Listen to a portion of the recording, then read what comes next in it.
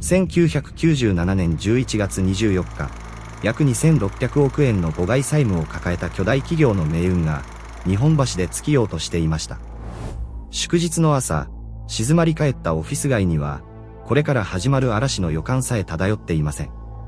しかし、山一証券の本社ビル内では、日本の経済史を塗り替える異常事態が進行していました。100年の歴史を持つ名門が自ら幕を下ろすという、信じがたい決断が下されようとしていたのです。なぜ、巨大な城は内側から崩壊したのか。その裏に隠された、2600億円の闇に迫ります。午前中の会議室には、緊急招集された役員たちの重苦しい沈黙と、険しい表情だけがありました。祝日返上で集まった彼らが向き合っていたのは、もはや隠し通せなくなった巨大な嘘の塊です。声を潜めて交わされる言葉の一つ一つが、破滅へのカウントダウンを刻んでいきました。社員の誰もが知らない場所で、組織の心臓部は静かに、そして確実に行き止まりへと向かいます。かつての栄光は、今この瞬間、絶望的な現実に飲み込まれようとしていました。1897年の創業以来、この会社は日本経済の心臓部として、1世紀もの時間を歩んできました。野村、大和、日興に並ぶ、四大証券の一角として、戦後復興の資金を支え続けた巨人です。明治から平成まで、山一の看板は信頼の象徴であり、日本人の貯蓄を投資へとつないできました。だからこそ、その崩壊は一企業の倒産を超え、国家全体の信頼を揺るがす大事件となったのです。盤石に見えたこの土台が、いつから空洞化していたのか。その端緒は、あの狂乱の時代にありました。高度経済成長期、山一証券に入社することは、日本最高の安定を手に入れることを意味しました。エリートたちが競って門を叩き、家族もまた、その、終身雇用という神話を疑いませんでした。業界では、法人の山一と称され、大企業との太いパイプこそが最強の武器だった時代です。大きすぎて潰れるはずがない。その絶対的な信頼が、組織に慢心という毒を回らせていきます。城壁は高く頑強でしたが、その内側では、修復不可能な亀裂が静かに広がり始めていました。1980年代後半、日本全体が、金はいくらでも増える、という熱病にうなされていました。東京の土地代だけでアメリカ全土が買えると豪語され、株価ボードは連日、赤く輝いていました。証券会社は手数料で莫大な利益を上げ、社員たちはかつてない好景気の波に酔いしれました。しかし、縁の終わりを予測できた者は少なく、誰もがこの紅葉が永遠に続くと信じていたのです。株価が下落に転じた時、この幸福な記憶は、破滅への招待状へと姿を変えることになります。1990年、日経平均株価が急落を始めると、日本中を包んでいた熱狂は一瞬で凍りつきました。昨日まで利益を約束していた株券は、ただの紙くずへと変わり、投資家たちの悲鳴が響き渡ります。山一証券もまた、抱えていた巨額の含み損という現実に、初めて直面することとなりました。損失を正直にしたためれば、一世紀の歴史は終わる。その恐怖が、組織を誤った道へと誘います。そして彼らは、決して開けてはならない、禁断の箱に手を伸ばす決断を下したのです。飛ばしという隠語は、日本の金融界に深く刻まれた、欺瞞の代名詞となりました。決算期が来る直前、膨らんだ損失を別のペーパーカンパニーへ一時的に移し、帳簿を浄化します。表面上は健全な黒字。しかしその裏では、腐敗した損失が暗闇の中で増殖し続けていました。この魔法のような手口こそが、山一を救う唯一の手段だと、経営陣は盲信していたのです。一時しのぎの嘘はやがて、自力では決して解消できない巨大な債務へと変貌していきました。1990年代半ば、隠され続けた負債は、ついに2600億円という天文学的数字に達しました。正式な帳簿には決して載らない、母外債務。それは組織の深淵で脈打つ、時限爆弾でした。利息が利息を生み、嘘の上にまた嘘を重ねる。経営陣は、ただその爆発を先ソールしかありません。だからこそ、彼らは大蔵省の監査の目を盗み、密室での隠蔽工作をさらに精緻化させていきました。組織が守ろうとしたのは顧客ではなく、自分たちのプライドと、崩れかけた虚像だったのです。1997年の幕開け、営業支店では7500人の社員たちが、今日も誠実に顧客と向き合っていました。自分たちが足元の深淵に、巨大な時限爆弾が埋まっていることなど、夢にも思っていません。名門の誇りを胸に、家族のために働く彼らの姿は、隠蔽を続ける経営陣とあまりに対照的です。しかし、嘘の代償を最も残酷な形で支払わされるのは、いつも現場で汗を流す人々でした。運命の時計は無情にも進み、金融界全体を揺るがす寒風が、すぐそこまで迫っていました。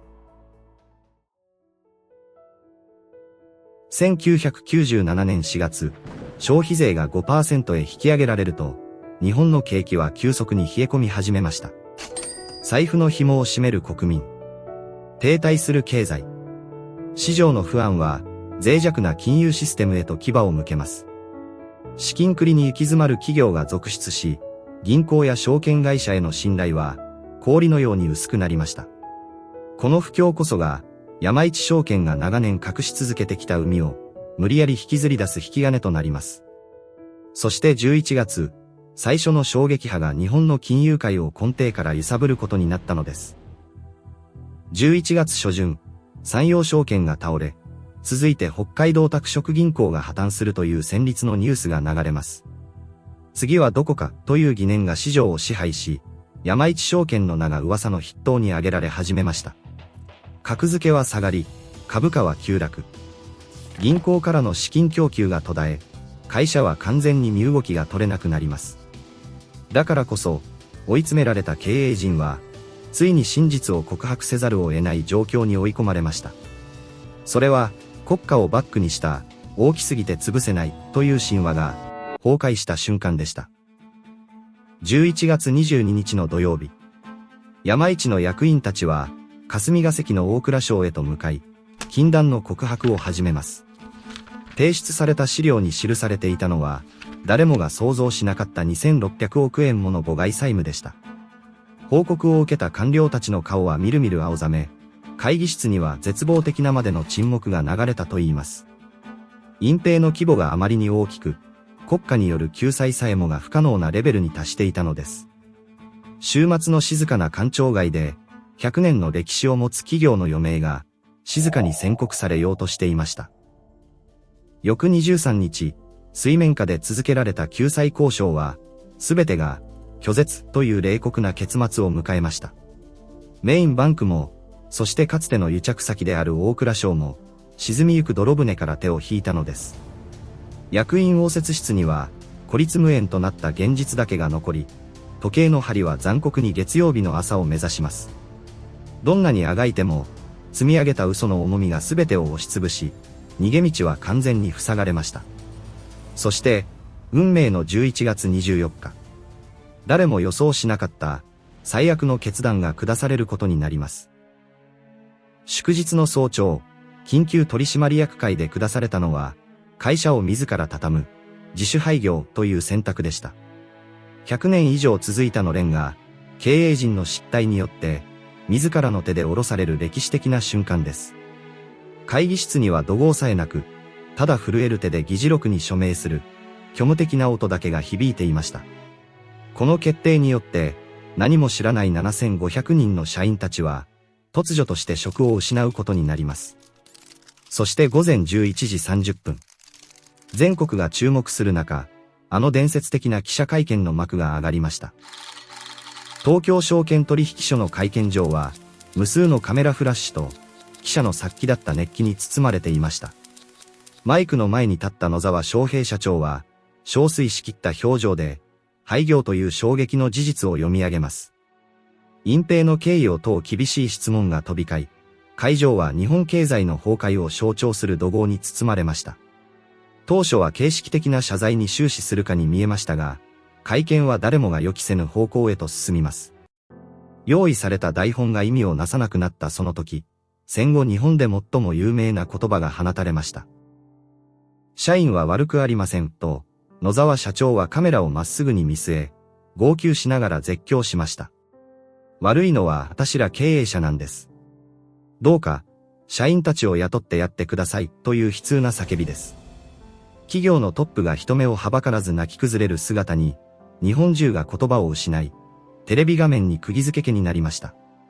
社員たちを守りたいという一心からの言葉でしたが、その裏にはあまりに深い組織の闇があったのです。しかし、ここで問い直すべき事実があります。この男は、本当に全てを主導した主犯だったのでしょうか。実は、野沢が約2600億円の母外債務を初めて知らされたのは、社長就任からわずか5日後の1997年8月16日だったとされています。旧経営陣から、実はこれだけの借金があると告げられ、彼は事後処理のためだけに担ぎ出されたのです。長年隠蔽を主導してきた真の黒幕たちは、嵐が来る直前に、責任を彼に押し付けて去っていました。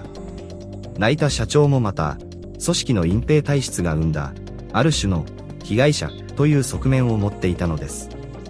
一人の人間ではどうにもできないほど、腐敗は組織の深部まで根を張っていたというわけです。なぜ、2600億円もの巨額の穴を誰も止められなかったのか。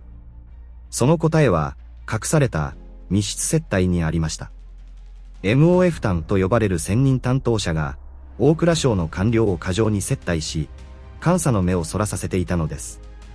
規制する側とされる側が酒を酌み交わし癒着する中で、本来の監視機能は完全に麻痺していきました。慣れ合いの中でルールは形骸化し、見逃された腐敗は、やがて怪物のような大事件へとつながっていったのです。山一の崩壊は、日本独自の護送船団方式が限界を迎えたことを告げる、終わりの始まりでした。山一証券の消滅は、日本経済を失われた30年という長い暗闇へと突き落とすことになります。銀行への信頼は失墜し、若者たちの間からは、終身雇用という神話が完全に消え去りました。大きすぎて潰せない会社など存在しない。この冷酷な事実は、私たちの働き方をも変えたのです。だから今も、あの記者会見の涙は、組織の責任とは何かを、私たちに厳しく問いかけています。1997年のあの冬、私たちは一つの時代の終焉と、厳格な自己責任時代の到来を同時に見ました。今、あなたが信じている組織の安定は、本当に地下まで健全だと言い切れるでしょうか。組織が大きくなるほど、責任は分散され、小さな嘘が巨大な闇へと育つ隙が生まれていきます。山一の社員たちがそうであったように、私たちはいつ、何も知らぬまま代償を払わされるかわかりません。あの号泣会見から20年以上経った今、同じ構造の罠がどこかに潜んでいないか、注視すべきです。あの日、日本橋で途絶えた100年の歴史。その重みは、今も静かに私たちの足元を揺らしています。